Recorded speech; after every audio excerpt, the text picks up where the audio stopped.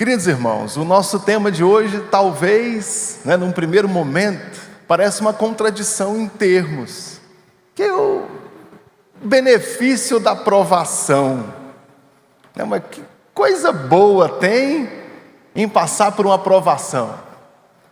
Que benefício, que eu ganho em passar por dias difíceis? Quando eu falo provação, estou falando de uma situação que me causa aflição, de um sofrimento estendido, de algo que prova a minha força, seja moral, intelectual, física, e até a prova da minha fé, a prova do valor da minha fé. Isso é provação. E esse conceito de passar por um momento em que eu sou testado, é algo que eu preciso pensar. Colocar a minha fé à prova, isso é provação. É um conceito que nós podemos utilizar aqui largamente. Quando eu vou colocar a minha fé à prova. Mas vamos pensar fora da igreja por um instante. Se existe um conceito, eu preciso colocar esse conceito à prova. Eu preciso testá-lo para saber se esse conceito é verdadeiro ou não, se ele é válido. Talvez seja muito comum nas empresas a expressão prova de conceito, não é? Senta todo mundo, eu estou passando por um desses na empresa. A gente senta, discute, traça um plano de ação, aí o plano ficou lindo no papel. Aí o que eu faço? Faço uma prova de conceito. Eu coloco para funcionar essa prova e vejo se ele realmente funciona. E muitas vezes não funciona. Aí você coleta os dados e volta, né? Quem é da administração deve conhecer o Sistema de Gestão de Qualidade, o PDCA. É exatamente isso, é a prova de conceito, onde eu volto aqui para saber se realmente é bom. E nós fazemos isso, não é? O dado restaurante faz aquela propaganda lá no seu bairro, que abriu lá, quer que você almoça hoje, domingo, e diz, a minha refeição é muito boa. Mas como é que eu sei que ela é realmente boa? Eu tenho que experimentar, eu tenho que fazer essa prova de conceito, vou comer lá e saber se realmente é bom. Não é? O fabricante lá de uma faca, a minha faca é boa demais. E agora o que eu faço? Eu vou testar a danada da faca e saber se ela realmente é boa. A gravadora faz o comercial na TV e diz que a música é boa demais. É até um conceito que eu não entendo, né? Que a gravadora sempre fala, o fulano de tal gravou o seu mais novo sucesso. Não, mas quem diz que é sucesso é o povo que vai ouvir, não quem gravou a música, né? Você grava a música, lança no mercado, ela vai ser bem aceita ou não. Se for bem aceita e resistir à prova do tempo, aí eu chamo de sucesso. Mas tudo bem, isso é propaganda, né? Às vezes eu tenho que dar aquela incentivada no meu consumidor. Mas enfim, só realmente sucesso quando as pessoas ouviram, provaram que ela é boa, então eu me torno um sucesso. E aí chega a vez do crente que converte e fala, eu creio em Jesus, eu tenho fé. Aí Deus olha do céu e fala, vamos testar essa fé aí, se ela é boa mesmo? Vamos fazer uma prova de fé, vamos fazer uma prova de conceito? Vamos saber se a fé desse crente aí resiste às chamadas vicissitudes da vida, né? Os altos e baixos. Será que essa fé aguenta? Afinal, não adianta eu dizer que tenho fé, mas eu tenho que ter ações que comprovam essa fé. Eu preciso ter evidências externas daquilo que eu declaro que tenho internamente. Aí eu vou dizer, eu tenho fé. Muitas vezes quando eu falo assim, muita gente me critica, fala, então você é um pentecostal frajuto, né? Mas muitas vezes eu critico, olha irmãos, eu vejo muitas pessoas cheias do Espírito Santo e oram alto, espalhafatosas e falam em línguas, mas a tribulação vem e às vezes desvia. E tem muita gente que não demonstra externamente tão forte esse avivamento, mas tribulação vai, tribulação vem, governo sobe, governo cai, e a pessoa está firme aqui em Cristo. Então eu tenho que olhar para os dois lados.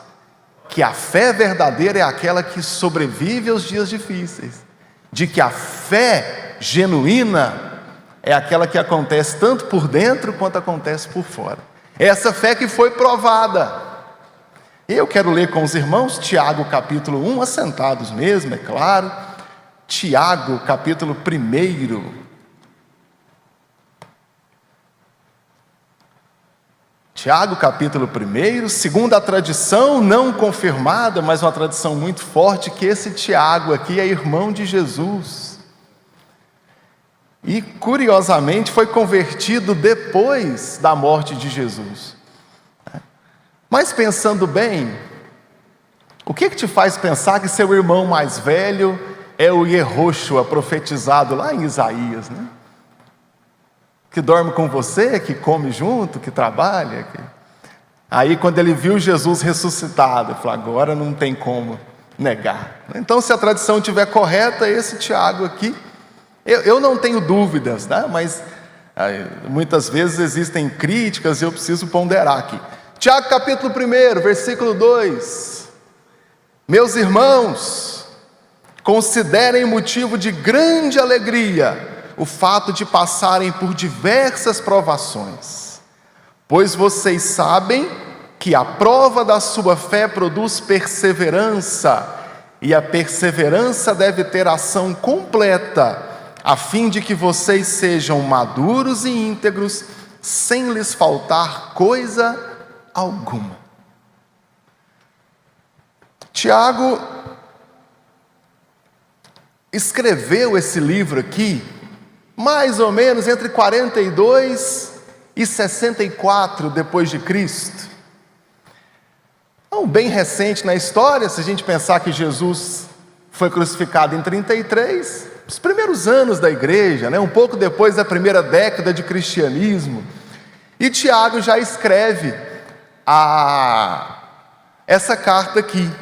E a igreja começa a sofrer perseguição. Nesse ponto aqui, ainda perseguição pelos judeus, que consideravam os cristãos como uma espécie de seita vinda do judaísmo, ou talvez iniciasse a perseguição pelos romanos. Vamos lembrar de Nero, ano 50 depois de Cristo, que depois do grande incêndio em Roma, ele culpa os cristãos pelo incêndio em Roma, e inicia uma severa perseguição que vai durar várias dinastias dos imperadores romanos.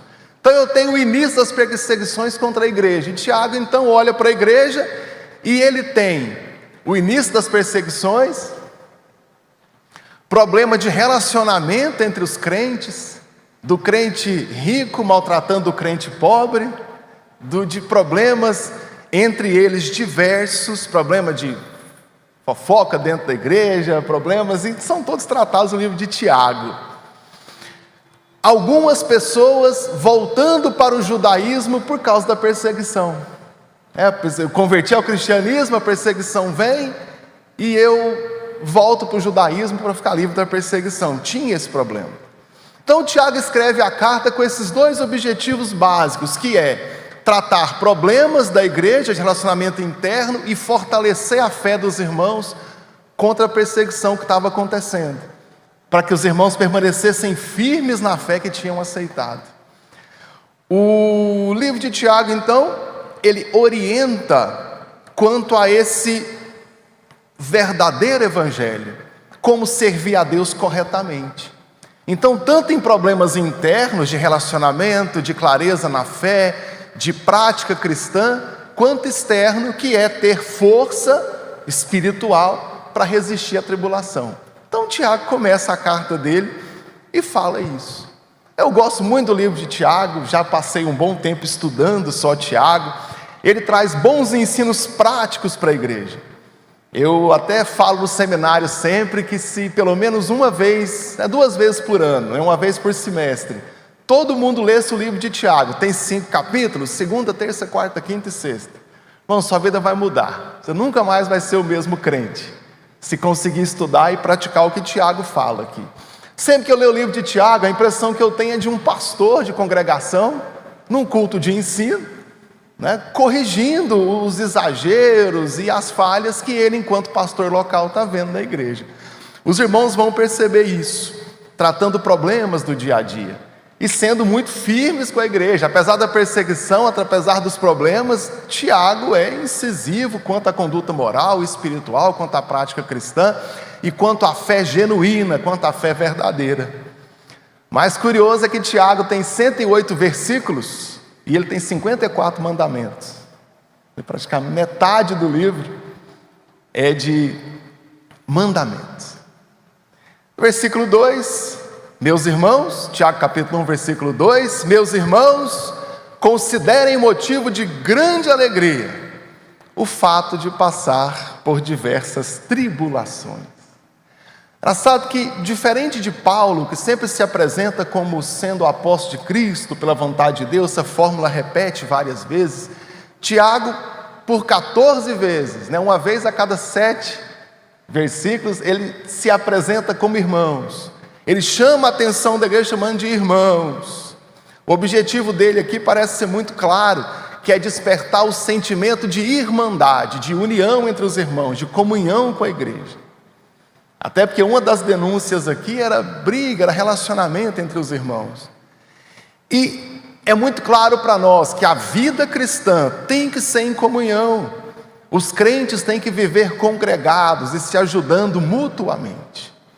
Eu sou um grande crítico desse movimento dos desigrejados, de pessoas que abandonaram suas igrejas e acreditam que ser um crente com a sua própria família, com um pequeno grupo de amigos, sozinhos, é o melhor caminho. Só que eu não vejo que uma brasa permanece acesa muito tempo longe das demais. Uma árvore sozinha às vezes não resiste à seca, mas muitas árvores, observem isso, viajando, os irmãos observem isso. Muitas árvores juntas, aquele pequeno bosque, pode estar a seca que for, que estão todas verdinhas, que estão juntas, estão se ajudando mutuamente. E aqui Tiago faz esse apelo, irmãos, ou seja, comunidade, temos que viver juntos, unidos, seja lá o problema que passarmos, juntos, o Senhor vai fortalecer a igreja. Eu tenho uma série de orientações bíblicas quanto a viver em comunidade, quanto a estar congregado, a não deixar de congregar. Tiago faz sempre esse apelo. E aí ele diz, então, considerem, irmãos, motivo de alegria. Aí parece outra contradição, eu vou ficar feliz quando a aprovação vier. Eu já disse isso aqui em outro momento e repito, eu não alcancei essa fé aqui que Tiago diz que eu tenho que alcançar, que é de olhar para uma situação difícil, que é de olhar para o problema e ficar feliz durante a aprovação. Essa prova aqui, eu estou no curso ainda, é de olhar para um problema e dizer amém, tá bom, o problema está aqui, está tudo bem, acho que alguns irmãos podem estar na mesma situação que eu ainda, aprendendo com a dificuldade. A transformação que a Bíblia faz todos os dias, eu divido com os irmãos aqui. Mas será que Deus manda a tribulação? Será que Deus manda a aprovação? Será que Deus coloca a sua fé em prova? À prova, porque Deus tem prazer em te ver passando por dificuldade? Será que Deus tem prazer em olhar para você e te ver perder o sono? Te ver ter medo de não alcançar algo, de perder um bem conquistado, de perder a saúde, perder a posição? Será? Vamos fazer essa reflexão. Será que Deus olha do céu e tem prazer em nos causar qualquer tipo de sofrimento? Não faz sentido. Então qual o benefício da aprovação? Tiago diz, fiquem felizes quando vem a aprovação. E Deus, será que Deus está feliz com isso? E eu vou sofrer calado, feliz, porque isso está agradando a Deus, o meu sofrimento em si. Versículo 3. Pois vocês sabem que a prova da sua fé produz perseverança. Agora Tiago deu a primeira lição para nós. E observem que ele diz, vocês sabem. Tiago não fala, olha, façam isso que vai ser bom. Ele faz um apelo para a experiência dos crentes. Vocês sabem que a fé produz perseverança. ele faz um apelo para que os irmãos lembrem daquilo que já aconteceu na vida deles. E eu posso fazer a mesma coisa hoje com os irmãos. Se nós abrirmos o espaço aqui para alguém contar um testemunho de uma vitória que Deus te deu, todos eles terão um ponto em comum, né? A fé e a perseverança. A pessoa creu em Deus, a pessoa não abriu mão da fé, da esperança, e porque prevaleceu, alcançou a vitória. Então os irmãos já sabem da lição de hoje, eu já sei. Eu serei provado, a minha fé será provada, e isso vai aumentar, vai me dar perseverança. Eu preciso aprender que nas aflições da vida, eu posso encontrar alegria. Só que essa alegria não está neste mundo, ela está na comunhão com Cristo. A comunhão com Cristo, ela não está nesse mundo. Vamos, eu posso abrir qualquer jornal, de qualquer meio de comunicação, está difícil achar notícia boa lá. Converso com as pessoas e às vezes as experiências também são ruins. Nesses dias de Covid, quantos amigos, familiares, nós nos despedimos deles. E nós voltamos para casa consolados. Nesse mundo, não, o nosso consolo está em Cristo. Por isso nós conseguimos sorrir, por isso nós seguimos em frente. Por isso nós estamos aqui confiando em Deus, simplesmente porque nós entendemos que a nossa perseverança em Cristo é uma das fontes da nossa alegria, é perseverar nele.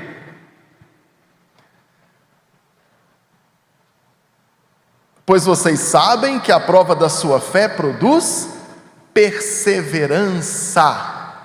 Versículo 4, e a perseverança deve ter ação completa, a fim de que vocês sejam maduros e íntegros, sem lhes faltar coisa alguma. Quando fala aqui da provação da vossa fé, a Bíblia de Jerusalém, ela traduz para vossa fé bem provada, produz perseverança. Para esse contexto aqui, eu gostei dessa proposta de tradução, a vossa fé bem provada. A prova da vossa fé, ela traz perseverança, quando nós somos provados. E eu, bem lembrado pelo nosso apóstolo aqui, Tiago, nós conhecemos, nós já temos a experiência, nós sabemos o que acontece. Mas será que nós temos um exemplo bíblico para isso? Porque até agora eu tenho a argumentação de Tiago e eu tenho também o testemunho da própria igreja, que recebeu essas palavras aqui. Mas eu acho que nós temos vários exemplos. Volta comigo, Hebreus, volta um livro, já estão aí, Tiago, livro após, antes é Hebreus capítulo 11.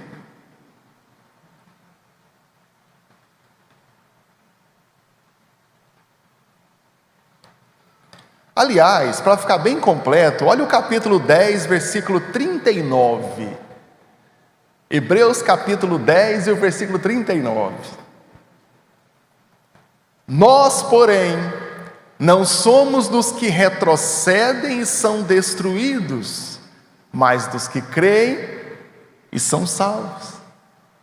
Através dessa fé bem provada, conforme a tradução da Bíblia de Jerusalém, para Tiago, no versículo 3, nós aprendemos isso, essa fé bem provada, essa perseverança, é através desse caminho que eu serei salvo.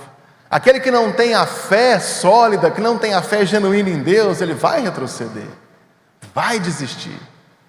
E aí a provação serviu para te reprovar. Só que eu quero ser aprovado nesse momento de prova. Eu espero receber a aprovação de Deus, dessa aprovação que Ele mesmo me deu. Aí começa, no capítulo 11, muita gente às vezes sabe de cor, nós chamamos de galeria dos heróis da fé. Aqui o Hebreus faz uma série de, lembra uma série de personagens bíblicos que pela fé venceram. E se os irmãos olharem com calma, eu tenho aqui pessoas que pela fé venceram ainda nesse mundo e viram a promessa, E pessoas que não tiveram a promessa cumprida, mas venceram pela fé e ganharam a salvação. Muitas vezes eu canto feliz que o mar vai abrir para eu passar, e eu tenho fé para isso. Só que se o mar não abrir, eu tenho que continuar tendo fé em Deus e aceitando o destino que Deus tem para mim. Fé para todas as coisas. Bispa Neuza contou a idade dela aqui, não parece? E eu lembrei de um personagem bíblico. Quando eu tiver 72, eu vou falar essa frase com orgulho, que é a frase do Policarpo, bispo Policarpo da cidade de Esmirna. Segundo a tradição, foi batizado pelo próprio apóstolo João. Ele foi convidado, um convite, bem entre aspas, do imperador para abandonar o cristianismo. Aí ele disse: há 72 anos eu tenho servido a Cristo, e Ele nunca me abandonou. Como é que agora eu posso abandonar Jesus Cristo, meu Salvador? E aí com essas palavras ele vai para a fornalha, para ser queimado. Então, daqui a pouco eu faço 72, eu vou falar com orgulho essa frase, parafraseando o bispo Policarpo e na idade que ele tinha na ocasião, 72 anos. Olha o versículo 1, capítulo 11 de Hebreus. Ora, a fé é a certeza daquilo que esperamos e a prova das coisas que não vemos, pois foi por meio dela que os antigos receberam um bom testemunho. E aí ele começa falando que pela fé nós cremos que Deus criou o universo, e tem uma série de nomes que os irmãos vão lembrar, falando que pessoas venceram pela fé. Mas olha o versículo 33, Hebreus 11, 33. Os quais pela fé conquistaram reinos, praticaram a justiça, alcançaram o cumprimento da promessa, fecharam a boca dos leões, apagaram o poder do fogo, escaparam ao fio da espada, da fraqueza tiraram força, tornaram-se poderosos na batalha e puseram em fuga exércitos estrangeiros. Houve mulheres que pela ressurreição tiveram de volta os seus mortos, uns foram torturados e recusaram em ser libertos, para alcançarem uma ressurreição superior. Outros enfrentaram zombarias e açoites, outros foram acorrentados e colocados na prisão, apedrejados, cerrados ao meio, postos à prova, mortos ao fio da espada, andaram errantes e vestindo pele de ovelhas e cabras, necessitados, afligidos e maltratados. Só o começo 38, o mundo não era digno deles. Aqui eu tenho uma série de irmãos que pela fé fizeram algo que quando eu leio, sim, eu não conseguiria. Ou eu posso me perguntar, será que eu conseguiria? E é o apelo que Tiago faz para nós hoje, que é de olhar para a aprovação e saber, essa aprovação aqui está aprimorando o meu caráter, está purificando a minha fé, está me trazendo um nível espiritual maior para que eu possa perseverar e vencer em Deus, seja qual for o desafio que Ele tem para mim. Tem uma teologia muito ruim aí na rua. Eu agradeço a Deus pela Assembleia de Deus se conservar firme as Escrituras, de muitas vezes confundir tribulação com pecado, e começar a dizer que o crente tem que ser rico, cada vez mais próspero, e tem que ter dinheiro, tem que ter tudo bom, porque se tiver algum problema, algo espiritual em você está errado. Tem gente famosa aí, uns de bigode, outros sem bigode, que se você está sofrendo, tem algo de errado na sua vida espiritual. Dizer, não, muitas vezes a aprovação, ela vem de Deus para aprimorar o nosso caráter, para exercitar a nossa fé. Se eu lesse Hebreus todo com os irmãos aqui, vocês lembrariam, mas leiam em casa, leia depois de terminar a EBD, mas essas palavras que eu li aqui são muito fortes para mim, de pessoas que aceitaram o destino cruel desse mundo, porque não estavam olhando para esse mundo, estavam olhando para Cristo, Nós cantamos aqui, tem uma música que todo mundo chora quando canta. Uma parte da música ainda fala: enquanto o sangue corria pelas ruas, eles chegavam aos céus com a vitória nas mãos. Essa é a fé que nós precisamos ter. A fé que nesse mundo está pronta para vencer, para romper, para dar bom testemunho, mas uma fé que está ainda mais preparada para as coisas espirituais, está ainda mais preparada para a salvação das nossas almas. É isso que nós precisamos. Nesse assunto de passar por tribulação, tem um personagem que não pode ser esquecido, que é Jó. Abram comigo agora, Jó capítulo 1. Antes de Salmos, os irmãos vão encontrar o livro de Jó capítulo 1. E muitas vezes desmontando a narrativa dessa teologia da prosperidade que tanto mal fez a igreja. Jó capítulo 1. Na terra de Uz havia um homem cujo nome era Jó. Era um homem íntegro e justo, temia a Deus e evitava fazer o mal.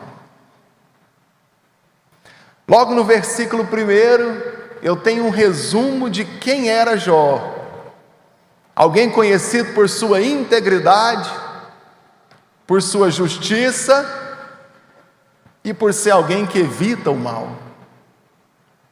Talvez eu possa fazer um paralelo com o Salmo 1. Bem-aventurado o homem que não anda segundo o conselho dos ímpios, nem se detém no caminho dos pecadores, nem se assenta à roda dos escarnecedores. Jó era esse homem. Versos 3 e 4 falam um pouquinho da riqueza de Jó. E possuía 7.000 ovelhas, 3.000 camelos, 500 juntas de boi e 500 jumentos, e tinha muita gente ao seu serviço. Era o homem mais rico do Oriente. Seus filhos costumavam dar banquetes em casa, um de cada vez, e convidaram suas 3 irmãs para comerem com eles. Integridade moral, integridade espiritual, muita riqueza. E um bom destaque para essa riqueza, observe no versículo 4, a palavra banquete. Não é janta, não é jantar, é banquete. Mesma palavrinha em hebraico utilizada para falar dos banquetes reais, no palácio. É um banquete. Assim. Pronto. Que vida boa. Que homem exemplar. Os irmãos conhecem a história de Jó e Deus decide provar Jó. Tem um debate teológico aqui, que na verdade Deus queria mostrar para Satanás, que ele queria, que podia provar as coisas, mas a tradição judaica apenas considera o diabo como um contra-servo de Deus. É que Deus queria provar a sorte de Jó e acabou usando esse diálogo para executar o que ele já queria fazer. Deus é soberano e Deus nem tem vaidade para ser tentado por Satanás, tá? Não caiam nessa. Isso aí é só uma aparente contradição. Mas Deus quis provar a sorte de Jó. Deus quis provar a fé de Jó. E aí, dos versículos 14 até o 19... eu tenho, de repente, tudo cair por água abaixo. É uma referência atual na pós-modernidade, são as grandes empresas que de repente desaparecem. Todo mundo usa um tipo de serviço na internet, por exemplo, semana que vem ninguém mais usa e agora está em outra plataforma. Isso é muito comum acontecer hoje, de repente acaba, vira pó. É que o Zygmunt Bauman chama de modernidade líquida, que o que é sólido simplesmente desmancha no ar. Olha a vida de Jó. Nós lemos o versículo 1, de 1 até o 4, falando de tudo que ele tinha. No versículo 14, ele perde todos os bois e todos os jumentos ao mesmo tempo. No versículo 15, fala dos empregados foram mortos, os que cuidavam dos bois e dos jumentos. No versículo 15, versículo 16, ele perde todas as ovelhas e todos os empregados que cuidavam das ovelhas. No versículo 17, ele perde todos os camelos e todos os empregados que cuidavam dos camelos. Se você ler o versículo com calma, você vai ver que chega um e dá a notícia, enquanto ele falava, chega o outro e dá a notícia, foi tudo na sequência, não teve intervalo. No versículo 18 e 19, ele perde todos os filhos. Tudo o que estava montado nos versículos 1 até o 4 são desmontados de uma hora para outra, do verso 14 até o 19. Ontem à tarde eu fiquei pensando, qual seria a minha reação diante de Deus se Deus fizesse isso comigo? A empresa que eu trabalho deixa de existir, o banco pede falência, fica com o meu dinheiro que está lá. Minha casa explode, nem o quintal fica, tem um buraco lá que nem tem como entrar. A família morre. Qual seria a minha reação diante de Deus? O que eu pensaria, né? Qual seria a minha reação? Qual seria a sua? A de Jó está no versículo 21. E disse Jó: saí nu do ventre da minha mãe, e nu partirei. O Senhor Deus, o Senhor deu, o Senhor levou, louvado seja o nome do Senhor. Isso aqui é uma fé completa, é uma fé provada e aprovada. Aqui eu tenho uma grande referência da fé que eu preciso ter em Deus, que consegue suportar qualquer coisa neste mundo, porque sabe que em Deus nós temos algo maior. Nós lemos em Hebreus, li muita coisa, irmãos, tem que ler de novo, mas tem um momento em que ele fala que aceitaram a morte para receber uma ressurreição melhor, porque sabia que morrendo sem negar a Cristo, iria ressuscitar com Cristo. Eu nunca vou esquecer de um seminário que eu participei com o pastor Russell Shedd, ele falando sobre a teologia da cruz e salvação, auditório com as 500 pessoas. Aí no final da palestra ele falou assim: irmãos, quando eu respirar pela última vez e fechar os olhos, eu vou acordar com Cristo e estarei esperando os irmãos lá. Ele faleceu em novembro de 2016. O dia que eu fiquei sabendo da morte dele, eu lembrei dessa frase. Ele acordou com Cristo. Nós que cremos em Deus, temos que ter essa certeza, essa chama no coração, de que a minha fé vai perseverar, porque o meu prêmio é a salvação. E o apóstolo Paulo fala isso também, receber o prêmio da salvação, de ser encontrado nele. O apóstolo Paulo também fala isso, o que importa é ser encontrado em Cristo, quando essas coisas passarem. Se eu olhar para esse mundo, se eu olhar para essa vida, eu simplesmente eu não vou encontrar consolo, mas quando eu olho para Cristo, todas essas coisas valem a pena, e aí eu tenho realmente uma fé que persevera, eu tenho uma fé que vale a pena. É disso que Tiago fala no capítulo 1, versículo 3, volta lá em Tiago, irmãos. Tiago capítulo 1,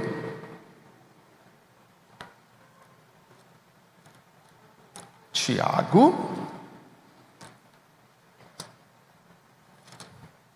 capítulo 1, e o versículo 2: meus irmãos, considerem motivo de grande alegria o fato de passarem por diversas provações, pois vocês sabem que a prova da sua fé produz perseverança, e a perseverança deve ter ação completa, a fim de que vocês sejam maduros e íntegros, sem lhes faltar coisa alguma. Eu preciso ter essa fé, como Hebreus capítulo 11, versículo 1 fala, que é a prova das coisas que não se veem, a ponto de crer contra as situações desse mundo.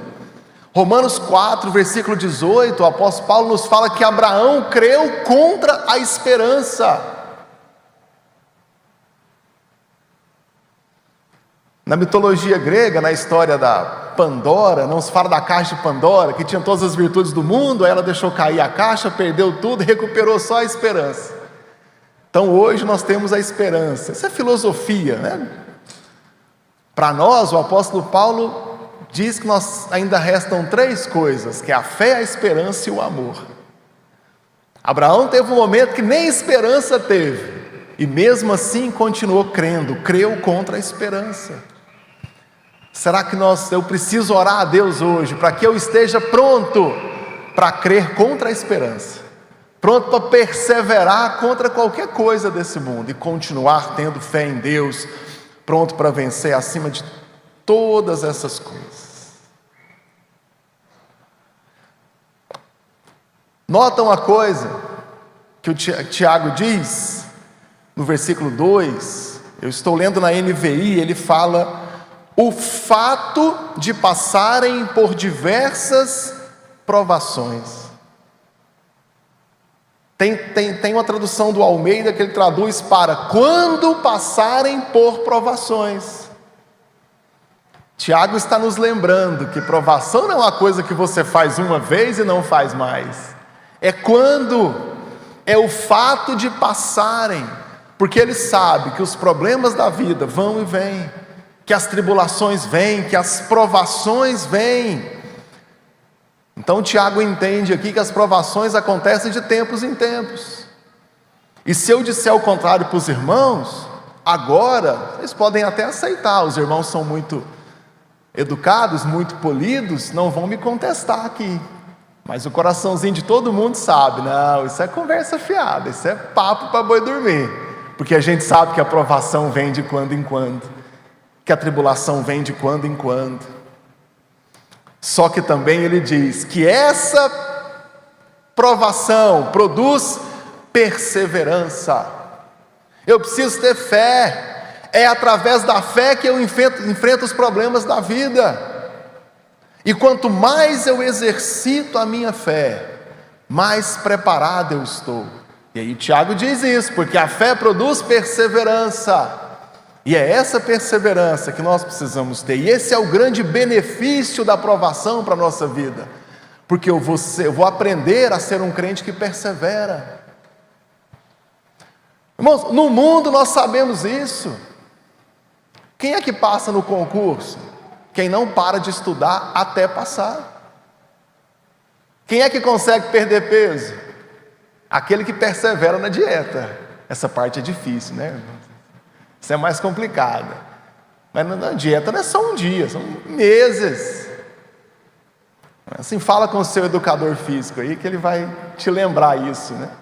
Não é projeto férias 2021, é projeto férias 2023. Aí você vai chegar lá, mas tem que perseverar.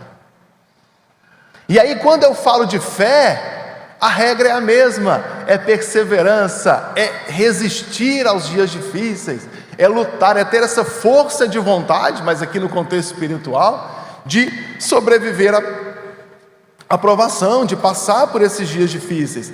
Perseverança é o resultado dessa fé que foi provada e aprovada. Quem não tem fé desiste diante das batalhas e é vencido. Aquele que tem fé e esperança alcança as vitórias que Deus tem para você, alcança as bênçãos que Deus guardou para a sua família, com fé e com perseverança. Versículo 4, Tiago capítulo 1, versículo 4: e a perseverança deve ter ação completa, a fim de que vocês sejam maduros e íntegros, sem lhes faltar coisa alguma.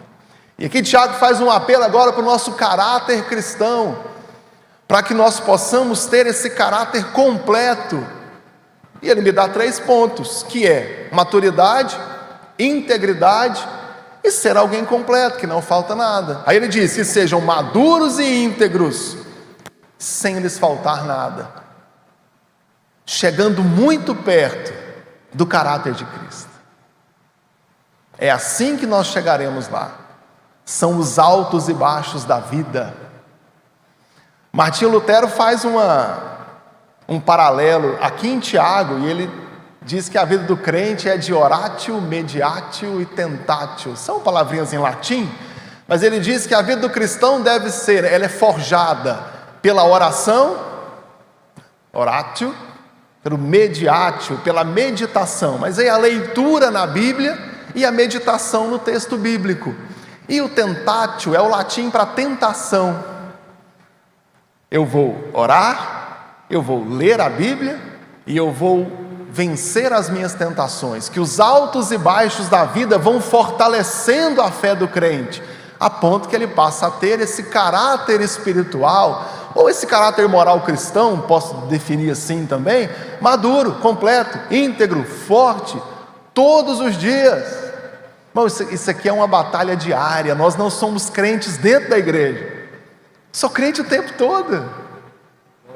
Ser cristão não é algo que eu faça, não é algo que eu venho aqui e quando começa o culto eu começo a ser cristão. Isso é algo que eu faço todos os dias.